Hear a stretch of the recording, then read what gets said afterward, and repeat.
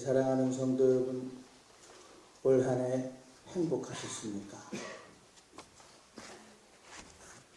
빛과 그리고 그림자, 우리가 지금 어디에 서 있는가? 한 해를 마감하고 새해를 기다리는 마지막 송년주일, 우리가 서 있는 곳이 빛 아래입니까? 아니면 그림자 아래입니까? 아니면 빛과 그림자 중간쯤 반그림자가 진 곳입니까? 한 해를 보내면서 지난 한 해를 마감하며 마음속으로 또 생각으로 나의 한 해의 삶의 대차대조표를 만들어 보기도 합니다. 얼마나 이루었고 얼마나 이뤘을까? 처음 새해에 세웠던 계획들과 목적이 얼마나 성취되었고 지금 어디쯤 와 있는가 생각해 봅니다. 그리고 그것을 근거해서 새해의 계획을 세우고는 합니다. 경제도 그렇고 정치도 다 이렇게 한 해를 보내고 새해를 계획합니다. 그런데 개인의 생활, 신앙생활의 경우에는 좀 다를 수 있습니다. 새해를 기다리면서 한 해를 보내면서 조용한 시기에 지나간 한 해를 뒤돌아보면서 생각하는데 과연 무슨 계획을 세웠고 얼마나 이루었나고 생각합니다. 내 삶에서 일어난 사건들, 새로운 경험 또는 충격들이 우리의 기억을 스쳐갑니다. 기쁨으로 감사한 날이 있었는가 하면 충격으로 감정의 상처를 간직하고 있을 수도 있습니다. 사람들에 따라서 이 감정은 대단히 다를 수 있습니다. 어떤 사람은 정말 적성에 맞는 일터에서 자기가 하는 일에 만족을 느끼고 성취감을 느끼고 하는 일에 기쁨을 느끼고 살아온 사람이 있는가 하면 어떤 이는 자기 일에 식상하고 매일 반복되는 똑같은 일에 실증을 느끼고 그렇다고 뭔가 달라질 것 같지도 않은 곳에서 일한다고 생각하는 사람도 있습니다. 또 어떤 사람은 가족들을 감사하고 즐거운 가정을 이루고 사는가 하면 불안하고 불확실한 가정생활로 어려움을 겪는 사람도 있었을 것입니다. 어떤 이는 지난 한 해가 여러 가지 새로운 경험과 새로운 만남으로 풍성한 사람이 있는가 하면 어떤 사람은 그날이 그날 같았고 나만 혼자인 것 같고 지난 해를 생각하면 불만스러운 사람도 있을 것입니다. 어떤 사람은 병으로 입원했다가 건강을 얻어서 기쁜 사람이 있는가 하면 어떤 사람은 회복되지 않는 건강 때문에 근심스러운 마음으로 이 자리에 있을 수도 있습니다. 이렇게 돌아보는 우리들의 한 해가 다양할 수 있고 그 삶을 평가하는 마음도 다양할 수 있습니다.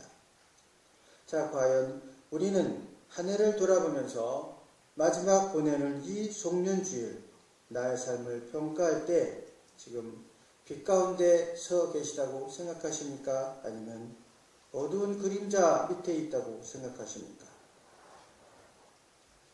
어떤 사람도 이 어두운 그림자 밑에 머물고 싶은 사람은 없습니다. 어린아이들도 종종 이런 어둠이 싫어서 잘 때 방문을 살짝 열어놓거나 또는 밤에 잘 때 켜는 작은 불을 켜놓고 자기도 합니다. 왜냐하면 어두움이 무섭기 때문입니다. 캄캄하면 주변에 무엇이 나를 둘러싸고 있는지 보이지 않기 때문에 무섭습니다. 무슨 위험이 있는 것인지 무엇가 부딪힐지 모르기 때문입니다. 어른들도 이런 인생의 어두운 길이 두렵기는 마찬가지입니다. 이런저런 경험과 테크닉이 있어서 그것을 비켜갈 수 있는 이런저런 전략이 있어서 그렇지 두렵고 갑갑한 것은 똑같습니다. 사람들이 이런 마음이 있기 때문에 세상에는 배트맨이 있고 스파이더맨이 있고 슈퍼맨이 있고 007이 있고 미녀삼총사가 있습니다. 이 사람들의 공통점은 두 가지입니다. 하나는 다 이 사람들이 세상을 구원한다는 겁니다. 조커로부터, 골드핑거로부터, 닥터노로부터 세상을 구원하겠다는 사람들입니다. 그래서 이 사람들의 공통점은 첫째, 세상을 구원하러 왔다. 그래서 많이 들어본 것 같죠? 두 번째 공통점은 끝날 때 되면 다 이긴다. 이 사람들이 끝날 때가 되면 다 구원도 하고 이기고 그렇습니다. 그렇기 때문에 007을 보면서 죽으면 어떨까 걱정하지 않아도 됩니다. 007 죽는 영화 없습니다. 아직 슈퍼맨 안 죽었습니다. 배트맨도 계속 살아서 속편 나옵니다. 이 사람들은 안 죽어요. 또 하나 공통점은 세상을 구원하는 방법입니다. 이 사람들이 세상을 구원하는 방법은 폭력도 불법도 불사합니다. 007 살인을 해도 된다. 그런 영화도 있어요. 또 배트맨, 슈퍼맨은 조금 다르긴 합니다만은 여하튼 폭력과 불법 불사합니다. 수단과 방법을 가리지 않고 세상을 구원한다. 이런 얘기입니다. 오늘 말씀도 비슷한 말씀이 있습니다. 나는 세상에 빛으로 왔으니 나를 믿는 자로 어두움에 거하지 않게 하려 하신다. 우리를 구원하러 오셨다고 하는 것입니다. 그래서 우리가 다 그런 빛으로 가려고 하는데 주님은 전혀 다른 방법으로 우리에게 빛을 오셨고 전혀 다른 방법으로 우리에게 구원의 길을 보여주신 분입니다. 그분은 세상에 태어날 때부터 가장 힘이 없는 아기 예수의 모습으로 오셨고 그분의 구원의 길은 폭력이나 불법이 아니라 철저한 순종과 희생과 무저항, 비폭력으로 자신이 십자가에 달리심으로 우리를 구원하시고자 한 것입니다. 주님은 빛으로 오는 전혀 다른 길을 우리에게 제시하셨습니다. 주목은 가깝고 법은 멀다고 세상이 가깝하면 배트맨이나 슈퍼맨이 나타나 주기를 바라지만 주님은 그것이 아니라 당신이 죽으시는 십자가의 길을 택하셨습니다. 그리고 다른 길은 없다. 이 길만이 빛으로 나아가는 유일한 길이라고 말씀하셨습니다. 하나님을 믿고 나를 믿으라. 예수 그리스도가 우리의 유일한 구원의 길이라고 하는 것입니다. 모든 사람은 자신의 어두운 면이 있습니다. 어떤 사람도 그 삶에 어두운 면이 없는 사람은 없습니다. 그 어두운 면 때문에 고생하고 고쳐지기를 바랍니다.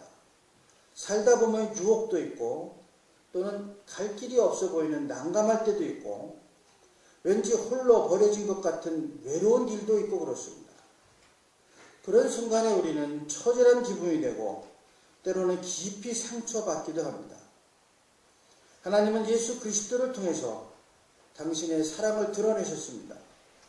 얼마나 사랑하시고 어떻게 사랑하신지 말입니다. 그 예수 그리스도를 통해서 우리는 하나님이 우리를 사랑하신 것을 깨달을 수가 있었습니다. 그 예수 그리스도를 통해서 우리는 그 빛이 우리의 인생을 어떻게 바꿀 수 있는가 그리고 어떻게 오셔서 일하신가를 볼 수 있고 깨달을 수 있었습니다. 사람들이 그토록 미워하고 질시한 소외된 세리가 주님을 만나서 어떻게 변했는가?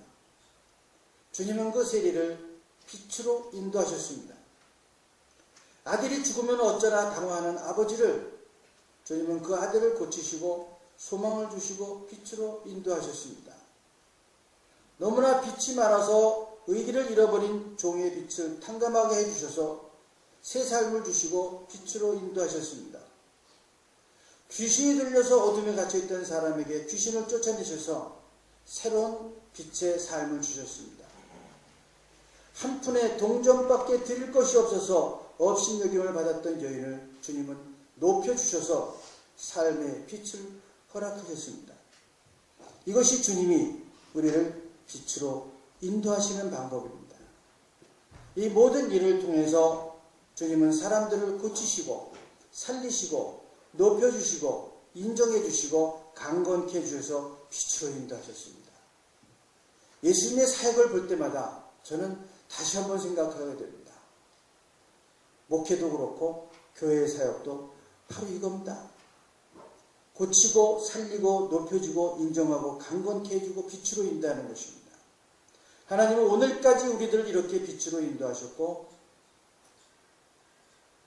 빛 가운데 섰는지 어둠 밑에 섰는지 헷갈리는 우리들도 사실은 지난 한 해도 이렇게 빛으로 인도하셨고 지금도 이렇게 인도하시고자 하십니다.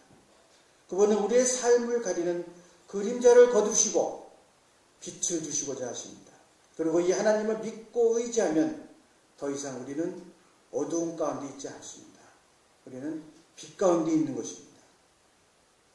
햇빛이 비춘다고 당장 얼음이 녹지 않는 것처럼 당장 모든 것이 바뀌는 일이 없을지라도 녹아지고 변화될 것입니다. 이것이 한 해를 감사로 고백하고 새해를 소망으로 기다리는 우리들의 마음이어야 되는 것입니다. 이제는 그 어두움을 두려워하지 않아도 됩니다. 무슨 일이 일어날까 걱정하지 않아도 됩니다. 이제는 그분의 빛이 우리를 둘러싸고 우리를 보호하시고 지키실 것이기 때문입니다. 예수 그리스도를 통해서 하나님은 이 길을 우리에게 주신 것입니다. 이 길을 가고자 발을 내디디면 그는 어둠을 벗어날 것입니다. 한 해를 돌아보면서 어떤 분들은 이런저런 평가를 하고 여기저기 남아있는 어두운 흔적들을 발견할 것입니다. 그러나 정말 그 시간들이 어둡고 괴롭기만 했습니까? 바로 그 아픔을 통해서 빛을 찾았고 주님의 빛으로 인도해 주신 것이었습니다. 그 시간을 통해서 빛을 찾게 하시고 인도하여 주셔서 벗어난 길에서 돌아오게 하시고 또는 새로운 일터도 얻고 새로운 관계도 형성이 되고 새 믿음의 길도 찾고 새 삶을 주신 것이었습니다.